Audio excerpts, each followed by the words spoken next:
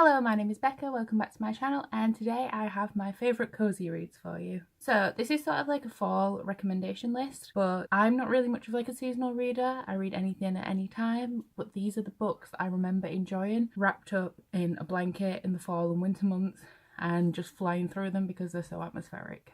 So let's just get straight into it. The first books that I would recommend to read while wrapped up in a blanket is the Shadowhunter Chronicles by Cassandra Clare. Any of them will do, but I have more fond memories of reading the Mortal Instruments. I remember being in sort of like this little porch thing we have in our house, wrapped up on the sofa, flying through City of Heavenly Fire, and they're very like atmospheric reads, so whichever ones you're up to, or if you haven't started, whichever ones you fancy. The Shadowhunter Chronicles are about Shadowhunters, which are Nephilim demon hunters, and they live in modern day cities and fight demons and protect the human realm without anybody knowing that they exist. Obviously, there's quite a bit of a fantasy setting. There's also vampires, werewolves and warlocks in this, and it's just a very atmospheric fall read. The second books that I would recommend are the If I Stay duology by Gail Forman. So you've got If I Stay and Where She Went.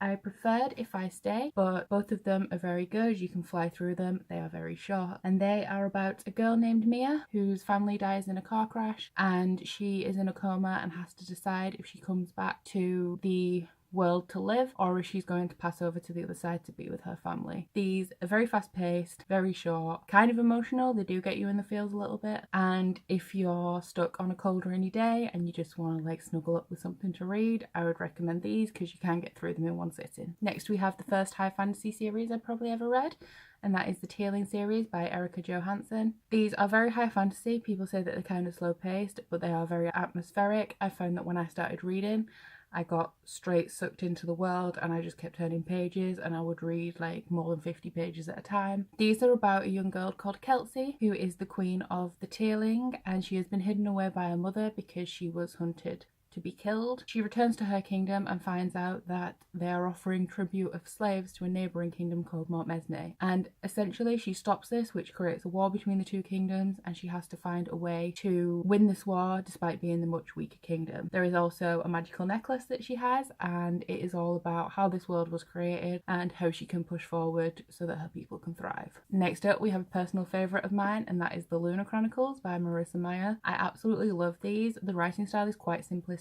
so it's really easy to get through, but it's also very easy to get sucked into this world. You have a futuristic setting, you have a space in there as well. There's cyborgs and sort of engineered soldiers. It's just very rich in terms of world building, and the characters are absolutely phenomenal. Each book in the series, aside from the last one, follows mainly a different character, although they are all embroiled in such like a larger plot. And the first book, we start off with Cinder, who is a cyborg who's pretty much cast out and shunned for being a cyborg, and she meets the prince of the country that she lives, which is futuristic China, and she starts to discover some things about herself and that she may not be who she thinks she is, all the while trying to save the kingdom and the world from an evil queen who lives on the moon called Lavana. These are also fairy tale retellings, but Marissa Meyer works it in such a way that you get to a point where you can't even realise that they're a very unique take on the fairy tales, and while you can tie loose connections, this is very much a story in its own. And last of all, we had The Bone Season by Samantha Shannon.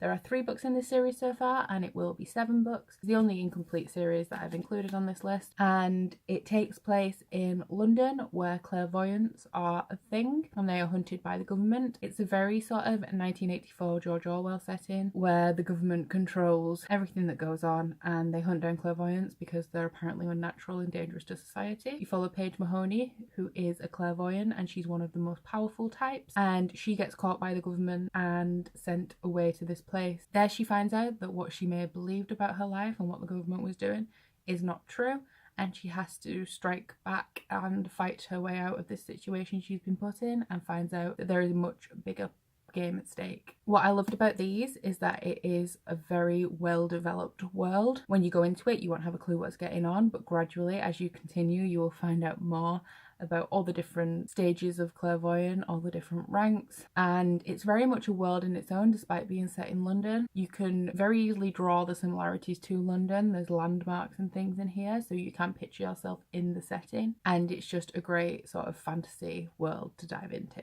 There you have it. I hope you enjoyed this video. I'm sorry for the lighting, but the sun has just suddenly decided to shine and it's really annoying. If you have read any of these, or if you are thinking of picking any up, then please drop a comment down below, and please don't forget to like and subscribe. But thank you very much for watching. I'll see you in my next video. Bye!